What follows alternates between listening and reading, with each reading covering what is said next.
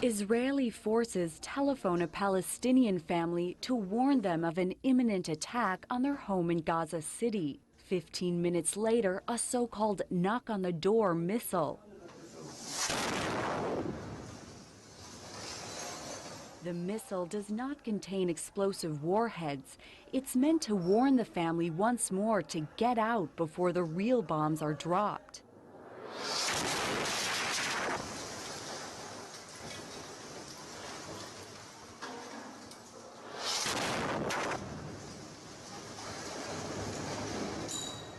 A local news agency says the homeowner managed to evacuate his family and his neighbors in time. The home is shattered to pieces. Children's toys poke through the rubble. Medical officials say more than 100 people have been killed in the aerial bombardments that Israel began on Tuesday.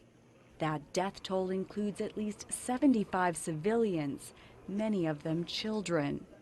Israel said it was determined to end cross-border rocket attacks that intensified last month after its forces arrested hundreds of activists from the Islamist Hamas movement.